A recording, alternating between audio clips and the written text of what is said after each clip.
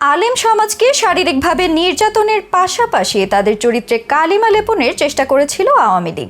যাদের মধ্যে সবচেয়ে বেশি নির্যাতিত হয়েছিলেন শাইখুল হাদিস আল্লামা মামুনুল হক। যখনই হাসিনা সরকার মনে করেছে মামুনুল হক তাদের জন্য বিপজ্জনক হয়ে উঠতে পারে, তখনই তাকে ন্যাক্কারজনক মিথ্যা মামলা দিয়ে জেলে বন্দি করে রেখেছে। এরপরও মামুনুল হককে দমানো যায়নি। লাখো কোটি মানুষের দোয়ার বদৌলতে তিনি আবারও ফিরে এসেছেন মুসলিম জনতার মাঝে। তবে কারাগারে ঠিক কেমন কেটেছিল মামুনুল হকের জীবন, নারায়ণগঞ্জের রিসোর্টে ঠিক কি ঘটেছিল সেদিন, সেই সবকিছুর বিস্তারিত জানাবো আজকের এক্সক্লুসিভ আয়োজনে। বাংলাদেশ খেলাফতে মজলিসের মহাসচিব আল্লামা মামুনুল হক এতটাই জনপ্রিয় একজন ব্যক্তিত্ব যে তার মুক্তির জন্য দিনের পর দিন রোজা রেখেছে শত শত মানুষ। অনেকে তার মুক্তির জন্য উমরা হজও পালন করেছেন। হাসিনা সরকারের অন্যতম বড় এক আতঙ্কের নাম ছিল মামুনুল হক, যার কারণে দীর্ঘ ৩ বছর তাকে কারাগারে রেখে করা হয় ব্যাপক নির্যাতন। সাম্প্রতিক এক সাক্ষাৎকারে আল্লামা মামুনুল হক বলেন, তার উপর যে নির্যাতন হয়েছে সেটা প্রচলিত অন্য সব নির্যাতন থেকে অনেকটাই আলাদা। ফ্যাসিবাদী সরকারের মূল উদ্দেশ্য ছিল বাংলাদেশের আলেমদের চরিত্র হনন করা, জাতির সামনে তাদেরকে হেয় প্রতিপন্ন করা। আলেমদের কথার উপর মানুষ যে একটা আস্থা রাখেন, বিশ্বাস রাখেন, সেই জায়গাটায় ফাটল ধরানো এবং মানুষের বিশ্বাসের ভিতটাকে ধ্বংস করে দেওয়া ছিল হাসিনা সরকারের উদ্দেশ্য। আলেমদেরকে মানসিকভাবে ভেঙে ফেলাটাই ছিল বিগত সরকারের পরিকল্পনা। সেই সাথে দীর্ঘদিন কারাগারে রেখে শাস্তি দেওয়াটাই ছিল সরকারের আরেক পরিকল্পিত নির্যাতন। মামুনুল হক বলেন, দেশের মানুষের এত সমর্থন তাকে সাহস জুগিয়েছে। 3 বছরে প্রায় 40 দিন রিমান্ডে রাখা হয় মামুনুল হককে। তাকে সম্পূর্ণ একা অন্ধকার এক ঘরে রাখা হয় ওই 40 দিন। তবে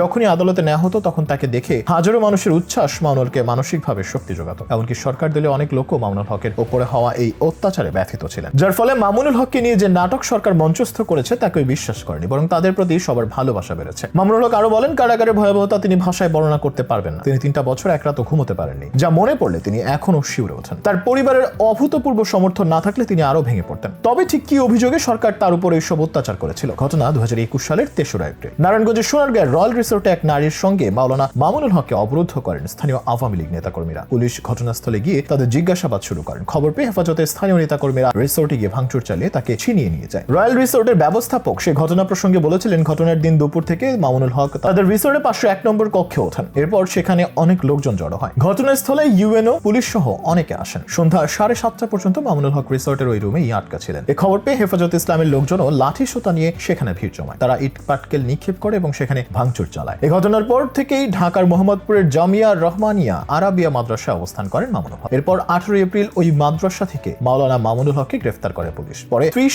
এপ্রিল সোনারগাঁ থানায় তার বিরুদ্ধে বিয়ের প্রলোভনে ধর্ষণের মামলা করেন তার সঙ্গে রিসোর্টে অবরুদ্ধ হওয়া ওই নারী। যদিও ওই নারীকে তার দ্বিতীয় স্ত্রী দাবি করে আসছেন মামুনুল হক। এরপর ওই মাসেই দেশের বিভিন্ন স্থানে তার বিরুদ্ধে রাষ্ট্রদ্রোহ সহ অর্ধশতাধিক মামলা হয়। পরে সেসব মামলায় তাকে গ্রেফতার দেখিয়েছে পুলিশ। গ্রেফতারের পর থেকে এসব মামলায় তিনি কারাগারে ছিলেন। অর্থাৎ 2021 সালের 18 এপ্রিল গ্রেফতার হওয়ার পর থেকে কারাগারেই ছিলেন মামুনুল হক। অন্যদিকে মামুনুল হকের সঙ্গে বাদী জান্নাতারা ঝর্ণার বিয়ে হয়েছিল। ঝর্ণার ছেলে আব্দুর রহমানের সাক্ষ্যের বরাত দিয়ে এমনটাই জানিয়েছিলেন মামুনুল হকের আইনজীবী অ্যাডভোকেট ওমর ফারুক নয়ন। সেই সঙ্গে তিনি অভিযোগ করেন, রাষ্ট্রপক্ষের আইনজীবী বরাবরই মিডিয়াতে সাক্ষ্য প্রসঙ্গে মিথ্যাচার করে আসছেন। ওমর ফারুক নয়ন বলেন, 6 জুন ঝর্ণার ছেলে আব্দুর রহমান আদালতের কাছে তার নিরাপত্তা চেয়েছেন, কিন্তু আদালত থেকে বের হওয়ার পর তাকে ডিবির লোকজন নিয়ে যায়। আব্দুর রহমান সেদিন বলেছেন, তাকে খুলনা থেকে পুলিশ তুলে এনে ঢাকার ফারোস হোটেলে রেখেছেন, যেখানে তার মা জান্নাতারা ঝর্ণা ও তার নানাকে আনা হয়েছিল। সরকারি টাকায় তাদের সব খরচ বহন করা হয়েছে। এই সকল কর্মকাণ্ডে প্রমাণিত হয় জান্নাতারা ঝর্ণা মামুনুল হকের বৈধ স্ত্রী। আশা করি তিনি নির্দোষ প্রমাণিত হবেন। নিজের জীবন নিরাপত্তা ঝুঁকিতে উল্লেখ করে নয়ন বলেন, এই মামলায় আইনজীবী হিসেবে আমি নিজেকে নিরাপত্তাহীন ও ঝুঁকিতে আছি বলে আমার মতামত প্রকাশ করছি। দুজন প্রাপ্তবয়স্ক নারী পুরুষের প্রাইভেসি লঙ্ঘনের কারণে